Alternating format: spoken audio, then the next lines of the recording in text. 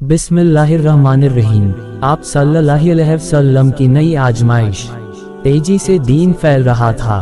हर रुकावट से निबटना, हर पत्थर को राह से हटाना। जिस तरह पहाड़ी नदी चट्टानों को काटती, पत्थर को बराबर करती, अपनी बनाती बहती चली जाती है, उसी तरह आपका पैगाम आम हो रहा था, फैल रहा था। काफिर बौखलाए हुए थे, उनकी मति मारी हुई थी।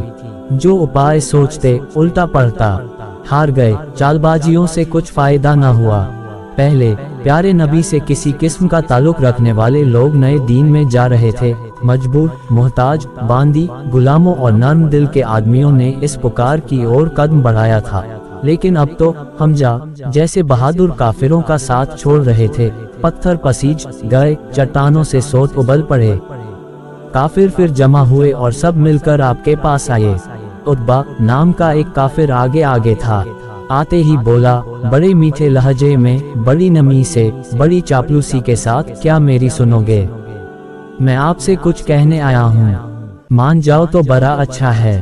आपने जवाब दिया, कहो अबुल वलीद, मैं सुनने को तैयार हूँ। उसने कहा, ये सब जो आप करते हो, यही हमारे देवी देवताओं की रुसवाई, नया दीन फैलाने के लिए दौड़ धूप। अगर आप ये सब रुपये पैसे, सोने चांदी के लिए करते हो तो बेकार में हलकान होते हो।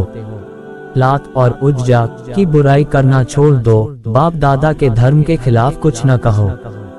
हम धन का ढेर तुम्हारे कदमों में लाकर डाल देते हैं। इतना धन कि मक्का में कोई बड़े से बड़ा धनवान भी तुम्हारी बराबरी न कर सकेगा।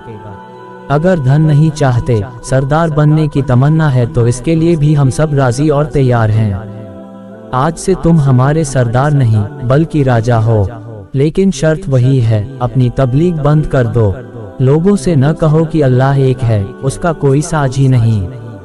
ये भी नहीं, किसी सुंदर चांद जैसी खूबसूरत औरत से ब्याह करना चाहते हो तो ये भी है, हम ये भी कर देंगे। लेकिन हमारे देवी देवताओं को बुरा न कहो। आप सुनते रहे। जब वह चुप हुआ तो आपने कुरान पाक की एक सूरह हामीम सजा की आयतें पढ़नी शुरू की। उसने अपने दोनों हाथ पीठ के पीछे जमीन पर टेक दिए और खामोशी से सुनता रहा।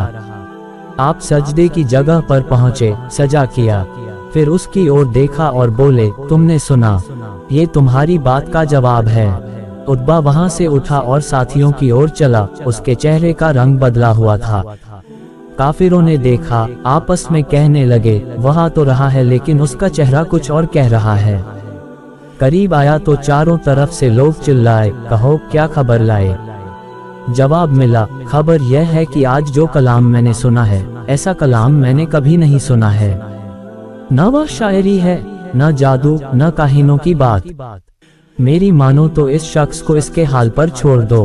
उसकी जीत हुई तो तुम्हारा क्या बिगड़ेगा? आखिर तुम ही में से एक वह भी है। उसकी इज्जत तुम्हारी इज्जत है। हारा तो तुम्हारी मुराद पूरी हुई, यही तो तुम चाहते ही हो। मेरी तो यही राय है, वैसे तुम्हारी मर्जी, जो जी में आए करो। बातिल सफों में दरार पड़ रही थी, पांव तले से जमीन खिसक रही थी। प्यारे नबी ने अपना काम जारी रखा। हक की पुकार मक्का की पहाड़ियों में गूंजती रही, कोई उसे दबा न सका। दीन फैलता रहा। अरब से मिला हुआ हबशा एक देश है। वहाँ के राजा को नज्जाशी कहते थे। वह बहुत भला आदमी था, किसी पर जुल्म नहीं होने देता था, अपने पराये के साथ अच्छा व्यवहार करता। प्यारे नबी ने साथियों से कहा, चचा की वजह से और बनी हाशिम के डर से ये लोग मुझ पर हाथ उठाने की हिम्मत नहीं करते। तुम लोगों को बड़ी तकलीफ देते हैं, तुम हबशा चले जाओ। अमन होगा तो फिर चले आना, वहाँ अल्लाह की इबादत कर सकोगे। उसके बताए हुए रास्ते पर जिंदगी तो गुजरेगी। सन 615 AD में आपके नबी होने के 5वें साल, रजब का महीना था। ये थोड़े से लोग छिपते छिपाते हबशा पहुँचे। उनके चले जाने की खबर फैली। काफिरों को बड़ा अचंभा हुआ। दीन के लिए घर बार छोड़ दिया। ये कैसे लोग हैं? इनका दीन कैसा है? काफिरों ने समुद्र के किनारे तक पीछा किया। ये लोग जा चुके थे, खिसिया कर लौट आए। हबशा में मुसलमानों को हर किस्म की आज़ादी थी। जो लोग हबशा गए थे, कुछ दिनों बाद लौट आए। उनको खबर मिली कि अब मक्का में अमन है। हजरत उमर रज़ी अल्लाह अन्हु मुसलमान हो गए। लोग खुल्लम खुल्ला नमाज पढ़ते हैं। कोई रोक टोक नहीं, यहाँ आए तो पहले से ज्यादा सताया। प्यारे नबी ने समझाया, जाओ फिर हबशा चले जाओ, दीन फैलाओ, दीन पर चलो, मक्का अब रहने की जगह नहीं। फिर चले। ये सफर बड़ा मुश्किल था। कदम कदम पर काफिरों के जुल्म व सितम का सामना था। काफिरों को नज्जाशी पर भी बड़ा गुस्सा आया। कुछ लोग पीछे पीछे गए, नज्जाशी से मिले, मुसलमानों की बुराई की। उसने काफिरों और मुसलमानों को दरबार में बुलाया। हजरत अली के भाई हजरत जाफर ने दरबार में खुतबा दिया। खुतबा बड़ा जोरदार और असर वाला था। उन्होंने अपने खुतबे में बताया कि इस्लामी तहरीक से पहले अरब की क्या हालत थी, कैसी गंदगियों और किन बुराइयों में वहाँ के लोग फंसे हुए थे। फिर अल्लाह ने उनके बीच रसूल भेजा। इस पाक नबी ने उनको अल्लाह की राह दिखाए, मूर्ति पूजा छुड़ाए, आपस में मेल जोल से रहना सिखाया, सच बोलना, दूसरों का माल बेईमानी से ना खाना, मजलूमों की मदद करना, जुल्म का मजबूती से मुकाबला करना, अल्लाह के भेजे हुए दीन पर चलना और ऐसी ही बहुत सी अच्छी बातें बताईं। हमारी काया पलट गई, हम अंधेरे से उजाले में आ गए। सच्चाई को हमने दोपहर के सूरज की तरह देख लिया, जान लिया। हमारा यही जुर्म है जिसकी वजह से हमारे मुल्क और शहर वालों ने, खानदान और घर वालों ने हमको सताना शुरू कर दिया। अपने दीन के लिए जिस राह को हमने अपने लिए ठीक समझा है, हम उस पर चलने के लिए घर बार छोड़ने के लिए तैयार हो गए। यहाँ चले आए तो अब ये हमको यहाँ भी पनाह नहीं लेने देते। नज्जाशी पर इस खुतबे का बड़ा असर पड़ा। वह रोने लगा। उसने मुसलमानों से कहा, आप मेरे देश में चैन से रहिए, आपको कोई न सताएगा। काफिर अपना मुंह लेकर लौट आए। दुश्मनों को इस पर बड़ा गुस्सा था। कमजोर और बेसहारा लोग नज्जाशी के दरबार में पहुंच गए। नया दीन फैलता जा रहा था। हमजा और उमर तक मुसलमान हो गए। मुसलमानों की तादाद बराबर बढ़ रही है। उनके गिरोह से निकलकर लोग अल्लाह के दीन में आते जा रहे थे। बनी हाशिम में जो मुसलमान हो गए हैं और जो अभी मुसलमान नहीं हुए हैं, वे भी खुल्लम खुल्ला मोहम्मद सल्लल्लाहु अलैहि वसल्लम का साथ दे रहे थे। उनकी एक नहीं चलती।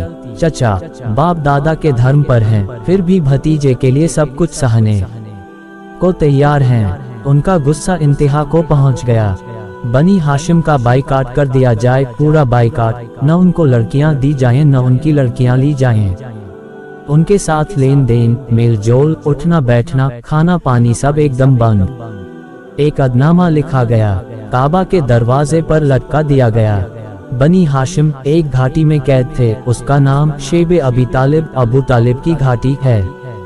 अनाज बंद, पानी बंद, जरूरत की तमाम चीजें बंद। छोटे छोटे बच्चे भूख से बिलखते, पत्तियां और जड़ी बूटियां खाकर दिन काटते। हफ्ते महीने इसी हाल में बिताते रहे। प्यारे रसूल ने इस हालत में भी अपना काम न छोड़ा। कड़ी आजमाइश थी जिसमें पूरा खानदान पड़ा हुआ था, लेकिन वे अपनी जगह पर अटल थे। उनकी एक ही धुन थी।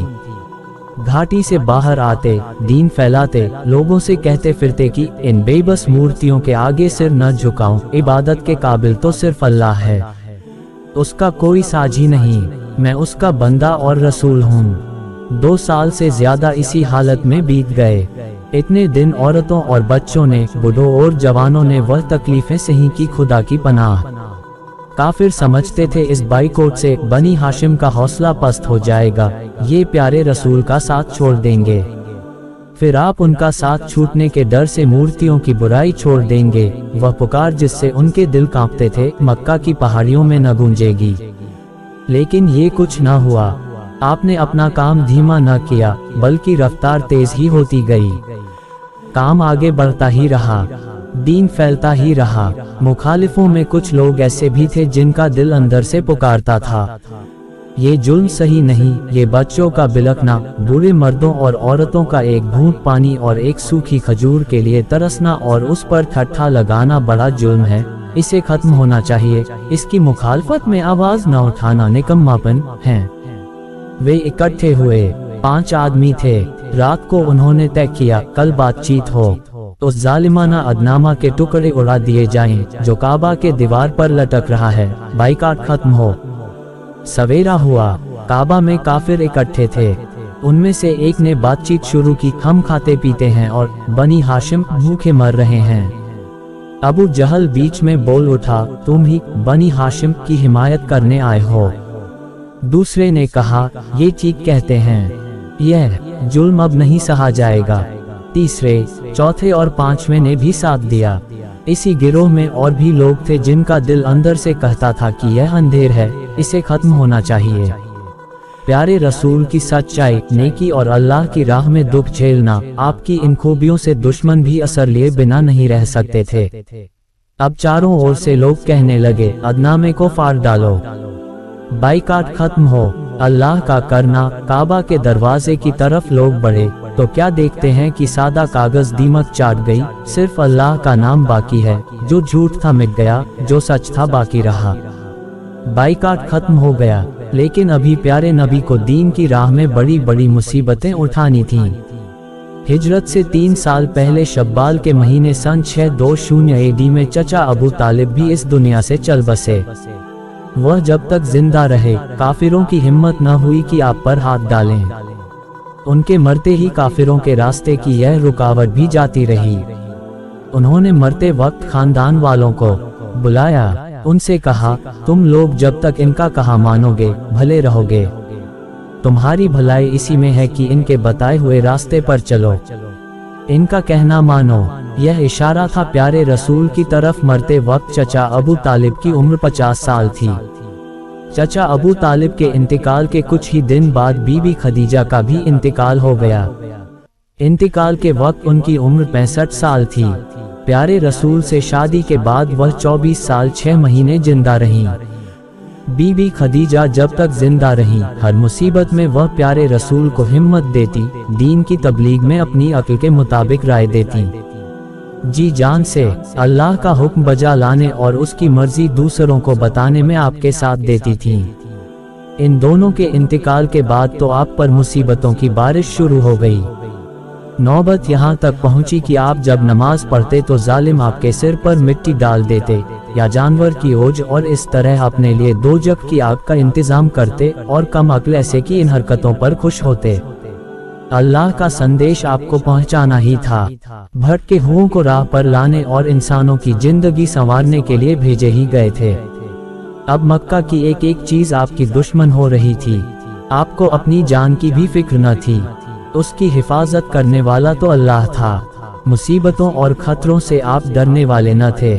आपको इस बात की फिक्र थी कि कुछ लोग साथ देने वाले मिल जाएं तो मैं अपना काम करूं, लोगों तक अल्लाह का संदेश पहुंचाऊं, बात कहने की आसानी हो, बुरा भला कहने और परेशान करने से काफिरों को कोई रोक सके तो ये लोग देखें और समझें और सीधा रास्ता इनको दिखाई दे। मक्का के दक्षिण पूरब में कोई 50 मील दूरी पर एक शहर है, उसका नाम ताइफ है। गर्मियों में लोग यहाँ सैर को जाया करते थे, जैसे हमारे यहाँ नैनीताल और मसूरी जाते हैं। बड़ी रौनकदार जगह है, अमीरों की बस्ती थी। प्यारे रसूल ने सोचा वहाँ जाऊं, कोई भला आदमी मेरी बात सुन ले और साथ देने पर तैयार हो जाए तो अल्लाह का संदेश पहुँचाने में आसानी होगी।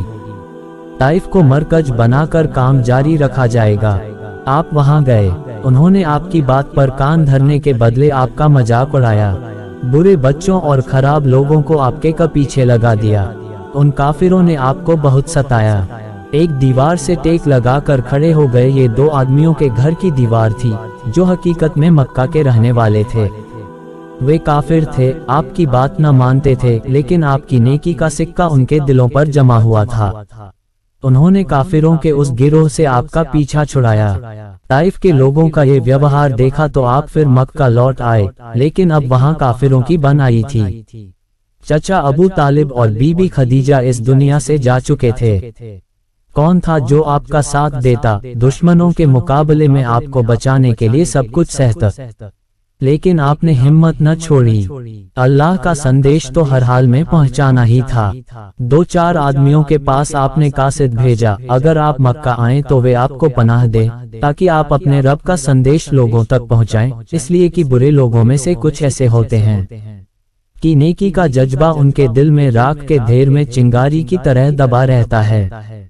बुराइयों में घिरे रहे चिंगारी बुझ गई, अच्छाई की हवा चली, चिंगारी भड़क उठी। आपका संदेश मुतिम बिन अदी के पास पहुंचाया गया। उसने कहा, मैं पनाह देने को तैयार हूँ, और जिरा पहनकर बाहर आए। हाथ में तलवार थी।